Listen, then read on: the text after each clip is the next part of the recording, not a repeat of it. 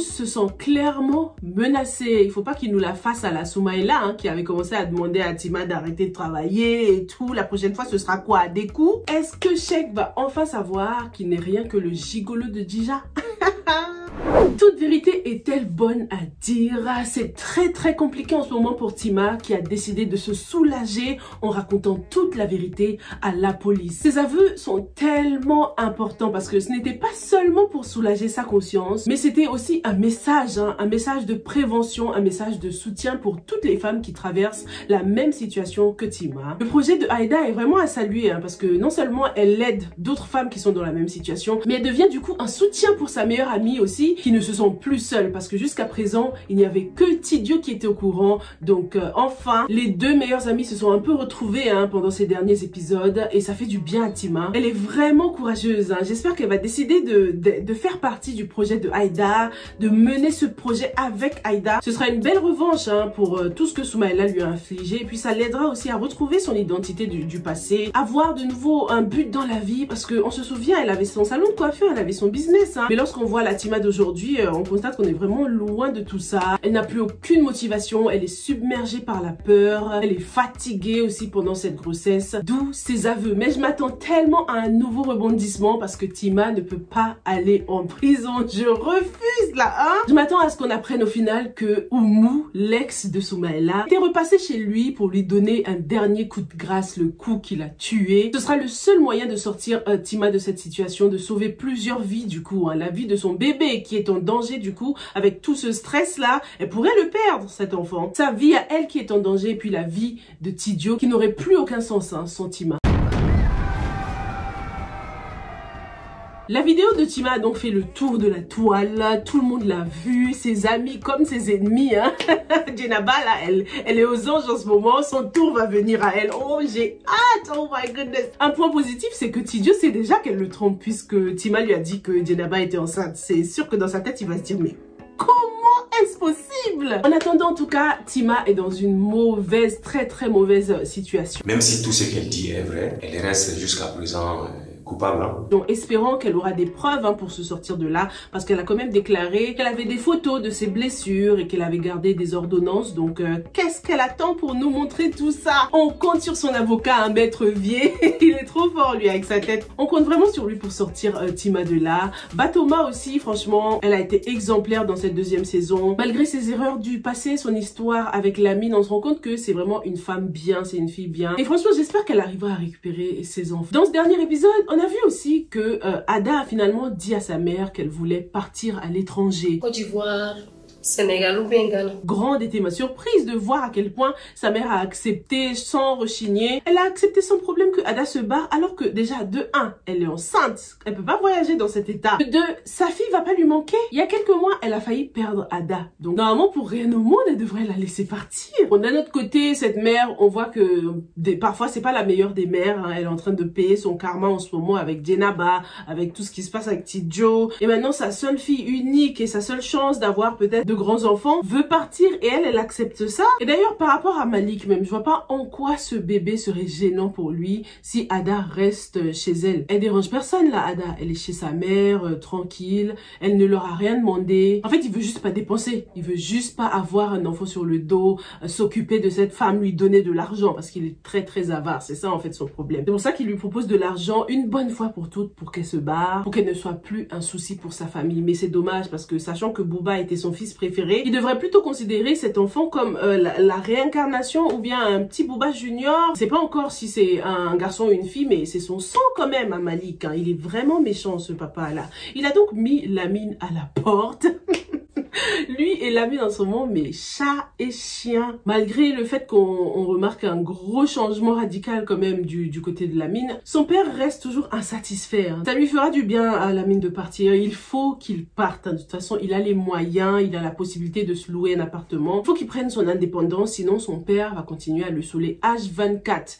au travail et à la maison, c'est trop. Il a voulu semer un peu la zizanie dans la tête de la mère de Sheikh. Cette maman n'a rien à voir avec l'entreprise, elle sait pas ce qui s'y passe, même si elle a des parts, hein, certes, dans l'entreprise. Elle n'est pas directement impliquée. Donc, quel est le but de Malik? C'est sûr qu'il a un plan derrière la tête, ça c'est sûr. En attendant, en tout cas, entre Hamidou et Bintou, c'est l'amour fou, hein. Elle s'occupe bien de lui, on voit qu'elle met du houssoulan, donc elle le séduit. Ils passent beaucoup plus de temps ensemble qu'avec la mère de Sheikh. Franchement, Hamidou, là, il me déçoit, hein. Après tout ce que la mère de Sheikh a fait pour lui, en ce moment, c'est à peine s'il la calcule, hein. Même si, bon, faut avouer aussi que la mère de Sheikh, elle a son seum en ce moment, hein. C'est toujours ses problèmes sur problèmes avec elle. Mais c'est tout à fait compréhensible. C'est dommage qu'en ce moment, elle passe pour la méchante, alors qu'elle a toujours été là à 100% pour lui, dans la santé comme dans la maladie. Et maintenant, c'est la sorcière de la maison, quoi. Pendant que Bintou, elle, passe pour la sainte Nitouche. Moi, j'aime pas ça du tout. Dis-moi ce que t'en penses, hein, de ce scénario-là, mais j'aime pas du tout, les gars. Parlons maintenant de Chacha. Il y a ce scénario très intéressant avec Chacha. On a vu donc que son père est décédé. Est-ce qu'on peut dire que Chacha est responsable de la mort de son père? On a vu que son père ne voulait pas du tout de son argent. C'est sûr qu'il sait un peu, il se doute de ce qu'elle fait en ville. C'est vraiment triste, hein, de le voir se conduire à la mort comme ça. Mais je trouve que Chacha, elle aurait pu insister, passer par quelqu'un, donner l'argent à, je sais pas, un voisin, appeler une ambulance par force, le traîner à l'hôpital, enfin, faire tout son possible pour sauver son père, au lieu de le laisser comme ça, à chaque fois venir, ouais papa t'es sûr, tu veux pas que je t'achète des médicaments? Ok, c'était pas trop insistant à mon goût. Certes, elle a fait l'effort de laisser son business en ville pour venir s'occuper de son père au village, être là jusqu'à son dernier souffle. Chacha pouvait faire beaucoup plus que ça pour sauver la vie de son père, quoi. On devine que tout le monde les a abandonnés, hein, parce que lorsqu'il parlait de l'enterrement, la petite sœur là disait ouais non, personne va venir pour l'enterrement, et c'est triste, hein. Toute la famille leur a tourné le dos, et on dirait que c'est à cause de Chacha, si je me trompe pas. D'ailleurs, on n'a pas beaucoup d'informations concernant la maman. On imagine qu'elle a dû décéder. Mais c'était une fin trop triste pour ce papa qui s'est littéralement laissé mourir, quoi. C'est clair que Chacha a ses torts aussi, hein. On peut pas vivre la vie de luxe en ville, se pavaner, voyager en Europe, tout ça, alors que tes parents sont encore au village. Bon, enfin, le village, c'est pas le problème. Parce qu'il y a des parents, ils aiment leur petit confort au village tranquille. Il y a l'air frais, ils mangent la bonne nourriture. Mais au moins, améliorer leurs conditions. On sent un peu d'égoïsme quand même de la part de Chacha à ce niveau-là. Elle aurait pu être un peu plus maligne quand même, hein, pour aider son père. Passer par Aïda ou Tima. Ses meilleurs amis, je suis sûre que Aïda aurait tout fait, hein, pour aider Chacha. Ça aurait été l'occasion de renforcer leur amitié là, tu vois. Parce que on a toujours vu que Tima et Aïda étaient plus proches. Là, c'était l'occasion de se rapprocher de Chacha en venant en aide à ses parents. En lui donnant des conseils aussi par rapport à ses activités quand même. Le personnage de Chacha a évolué dans le mauvais sens, hein, dans cette saison 2. Je m'attendais pas à ça. Je me disais qu'avec tout ce qu'elle a vécu, tous ces heartbreaks, tous ces... elle a vécu des trucs de ouf, Chacha. Je pensais qu'elle allait changer en positive. Et ben non, on découvre qu'elle est le Mac là, la pire MP des meufs. Encore pire. Safia et Mousse, les gars, dans la revue précédente, je disais qu'ils étaient pas mariés. Mais en fait, si. Il y a eu l'échange de cola, non? Un truc comme ça. Donc, ça veut dire qu'ils sont déjà mariés. C'est pour ça qu'ils habitent déjà ensemble. J'avais pas capté, les gars. Expliquez-moi un peu plus en détail dans les commentaires. En fait, dans ma tête, je m'attendais à avoir un vrai mariage, tu vois. Et c'est pour ça que mon cerveau n'a pas capté. En tout cas, oulala, plus jaloux que Mousse, mais tu meurs. Plus les épisodes avancent, plus sa jalousie s'aggrave. Au début, je me disais, non, mais il exagère, c'est bon. Il aime tellement Safia, on comprend. Il fait sa petite crise de jalousie. Mais là, c'est devenu grave, les gars. Il veut carrément qu'elle arrête de travailler. C'est un peu trop, même si c'est justifié. Parce qu'on a vu quand même que le collègue, là, il commence à la caresser comme ça. Et Safia aussi, elle lui met pas un stop. Alors qu'elle a beaucoup de caractère, Safia. Ça m'a étonnée de la voir se laisser faire comme ça. Alors que Mousse, c'est quand même l'amour de sa vie. Comment elle peut se laisser caresser comme ça par un autre mec? Il n'y a pas d'ambiguïté là, on est d'accord, hein? Ils savaient tous les deux ce qui se passait au même moment. Je pense que c'est à cause du père de Safia aussi, hein. Dans les épisodes précédents, on a compris que ses sentiments envers Mousse n'ont pas changé. Il ne l'aime toujours pas. Il est en train de mettre le faya là, par rapport aux collègues de Safia pour que Safia se mette avec lui. En plus, ils font le même taf, ils sont dans le même milieu et tout ça. Je pense que c'est pour ça que Safia se permet de se laisser faire comme ça, mais c'est tellement disrespectful, hein, pour Mousse. Au début, je pensais qu'il abusait, mais Mousse a eu le flair depuis longtemps, ce flair que d'ailleurs Sheikh aurait dû avoir par rapport à Dija. On va en parler tout de suite après.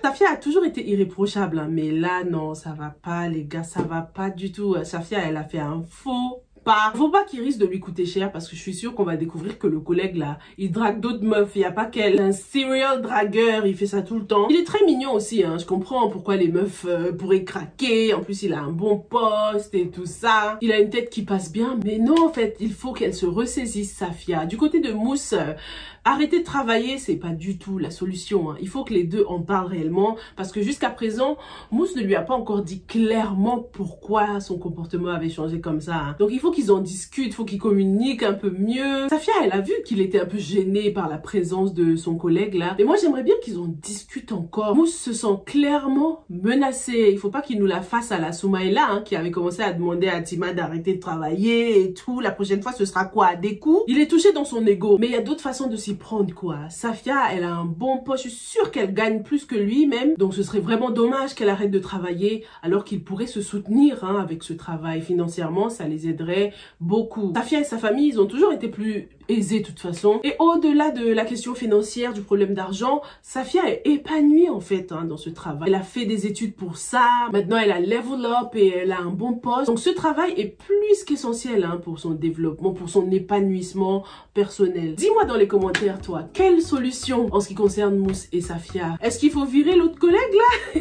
Parce qu'en vrai, quand on y pense, les deux collègues passent beaucoup plus de temps ensemble que Mousse et Safia, hein. Mousse et Safia se voient que le matin vite fait, le soir vite fait lorsqu'ils rentrent tous les deux du travail, et puis les week-ends vite fait si Safia n'est pas chez son père en train de s'occuper de sa petite sœur. Donc c'est clair que ce collègue est un danger imminent. Check ne veut plus faire partie de la team célibataire. Je pense que tout est sérieux entre nous et moi j'aimerais vraiment te présenter à ma famille. Ça y est, il a osé sauter le pas. Il ne veut plus être célibataire et... Toi qui es célibataire, en tout cas c'est pas moi. Pour lui, Dija, c'est la femme qu'il lui faut. Cher. Je pleure déjà en avance, hein. Je pleure pour lui. Franchement, je suis trop choquée par Dija. Elle a refusé cette demande, mais ça veut tout dire, les gars. C'était un de ces red flags. Pour une femme qui passe autant de temps avec toi, en fait, qu'est-ce qui l'empêche d'accepter Dija? Puisqu'elle veut pas se marier avec son fiancé là, bah, accepte d'épouser Cheikh, présente-le à ton père et c'est réglé. On sait donc que le mariage avec son fiancé, c'est pour des raisons de famille, hein. Cheikh aussi pourrait aider la famille de Dija à level up, non? Dija ne sait pas ce qu'elle veut, ça c'est clair et net. Elle n'a même pas hésité, hein. Elle voulait pas, dès qu'elle a senti qu'il allait lui poser la question, elle a commencé à faire des calculs dans sa tête. Non, Cheikh, surtout pas maintenant. En fait, elle est juste pas prête pour le mariage, c'est tout, que ce soit avec Cheikh, que ce soit avec l'autre mec. Dija veut juste être libre, s'amuser un peu, hein. C'est pas une femme sérieuse en fait, c'est pas une femme qui cherche la stabilité, le foyer. Elle et Cheikh ne sont pas du tout sur la même longueur d'onde. Le pauvre, hein, il commence à se poser des questions, Cheikh, il est malheureux. En plus, il y a Aïda de l'autre côté qui est enceinte et il commence vraiment à se dire que cet enfant pourrait être de lui. Cheikh pense qu'il est amoureux de Dija là, mais moi je pense que non, hein. Elle est juste tombée au bon moment quand il avait le cœur brisé, quand il avait besoin d'affection. Aïda venait de le quitter, il avait le goût mince, bam, Dija est arrivé. En plus, elle a insisté, hein. Elle a insisté et il est tombé pour elle. Mais en vrai, de vrai, Cheikh ne l'aime pas. Il était juste en manque d'affection lorsqu'ils se sont rencontrés. Faut pas qu'on oublie que avec Aïda, ça a duré, hein, depuis la France. C'était vraiment une relation qui a duré. Ils ont vécu beaucoup de moments intenses. Il a essayé de l'oublier avec Dija, mais ça va pas marcher. En plus, Dija, elle est trop maline, les gars. J'ai cru que lorsque Modibo l'avait croisé avec son mec là, il allait le dire direct à Cheikh, mais non, elle a pris de l'avance. En appelant Cheikh, en lui disant oui, j'ai croisé Modibo, j'étais à un truc d'affaires professionnel. Oh my god, elle est trop maline. En plus, Modibo, vu les rapports qu'il a avec Cheikh, il peut pas trop lui donner des leçons en ce moment, sinon on sait très bien comment Cheikh va aboyer comme un chien, hein, sur lui. D'ailleurs, dans la revue précédente aussi, je disais que oui, Modibo était peut-être amoureux de Dija, mais pas du tout, pas du tout. D'ailleurs, Modibo, il lui faut une chérie là quand même, hein. Un beau gosse comme ça, il peut pas rester célibataire. Lui, c'est que le travail en fait. Non, il lui faut une petite... Peut-être dans la saison 3. Faites ça dans la saison 3, les gars. Quel genre de meuf il lui faudra, Modibo? Parce qu'il a quand même du caractère, hein. Après, c'est un personnage qui vient de l'étranger, donc ça se trouve, il a déjà sa petite vie à l'étranger. On sait pas. Enfin bref, passons maintenant au père de Aïda, les gars. Oh là là. Cette femme, la voisine, n'est pas la bonne. Ce mec, depuis la première saison, il n'a pas de chance en amour. Depuis la première saison, ça change pas. Cette voisine est une femme méchante en fait. Elle n'a pas un bon cœur. On nous a donc donné plus de détails concernant sa vie et on se rend compte que l'un de ses fils habitait avec son père, partait avec son père. Et ça, c'est vraiment pas normal parce que en général, quand même, les gars, les fils sont très proches de leur mère, hein. On dit que les garçons appartiennent aux mamans, hein. Comme le cas de Sheikh et sa mère, par exemple, ils sont comme ça. Donc le fait que ce garçon choisisse de partir vivre avec son père au lieu de venir vivre avec sa mère elle habite toute seule du coup, c'est bizarre. Ça se voit qu'elle est méchante, elle est hautaine, parce que même si c'est elle qui leur a créé du travail, il travaille dans son cabinet, c'est pas la peine de le crier sur tous les toits. T'as vu son comportement aussi face au petit talibé là? Trop méchant. Non mais de la méchanceté gratuite comme ça, c'est pas possible quoi. Si tu veux pas donner d'argent, c'est pas la peine de le chasser comme un malpropre. Et ça j'ai remarqué, c'est trop commun. Les gens sont trop méchants avec les petits talibés là. Certes ils saoulent, ils sont tout le temps là à insister, demander de l'argent, mais il y a une façon en fait de parler aux enfants. Déjà c'est malgré eux qui sont dans la rue comme ça, ils doivent vivre des choses immondes, donc la moindre des choses quand même c'est de montrer un peu de gentillesse, même si tu veux pas donner d'argent. Un petit mot gentil, ça fait toujours du bien. On voit que le père d'Aïda, il lui a donné un petit quelque chose quand même. Il a insisté sur l'importance de l'aumône, sachant que cette femme-là, elle est quand même bien, elle est riche, hein, elle est aisée. Pourtant, elle donne même pas un centime de son salaire. Non, c'est une femme méchante. Même les plus riches du monde, hein, les gens les plus riches, là, les Tesla, les Mark Zuckerberg, tout ça, ils donnent. Ça fait partie de la règle, hein, de la richesse. Tu donnes au moins 5 à 10% de ton salaire ou de ton chiffre d'affaires, de ce que tu gagnes, quoi. Elle m'a grave choquée parce que j'y croyais, hein, au début. Dès que j'ai vu déjà la personnalité des bonnes, tellement sympa, tellement attachante, je me suis dit, ah, c'est bien, les patrons doivent être bien quand même. S'ils veulent les mettre en couple, c'est qu'ils ont remarqué que leur personnalité matchait. Oh, mais non en fait, oh là là. Est-ce que le père de Aïda est condamné à rester célibataire? En tout cas, c'est pas bon. Il mérite quelqu'un de bien, les gars, franchement. Déjà, juste pour le fait d'avoir pris Bintou sous son aile lorsqu'elle était enceinte, il s'est occupé d'elle. Ensuite, il a épousé, il a eu un enfant avec elle. Enfin, il mérite quand même quelqu'un qui l'appréciera à sa juste valeur. Dans la première saison, il avait une femme folle là qui allait voir les marabouts. Je pensais qu'on allait la revoir, hein, dans cette saison. C'est dommage, je l'aimais tellement. Oh là là. Tout ce qu'elle voulait, c'est que son mari l'aime, tu vois. Lui, il allait la tromper dehors là avec une autre femme. Elle s'occupait pas bien de son foyer non plus, mais ça n'excuse pas la tromperie, les gars, je suis désolée. En parlant de maraboutage, il n'y en a pas eu du tout, hein, dans cette deuxième saison. On verra bien peut-être à la fin. Malik, c'est à cause de ça quand même qu'il a perdu son fils, donc il faut un truc qui va backfire, hein. Peut-être que Malik va perdre la vie, hein, à la fin de cette saison, parce que c'est vraiment le personnage le plus noir, le plus machiavélique de la série. Dites-moi ce que vous avez pensé de ces épisodes. Est-ce que Sheikh va enfin savoir qu'il n'est rien que le gigolo de Dija? Dites-moi tout dans les commentaires et on se retrouve dans la prochaine. Stay safe and stay blessed. Bye!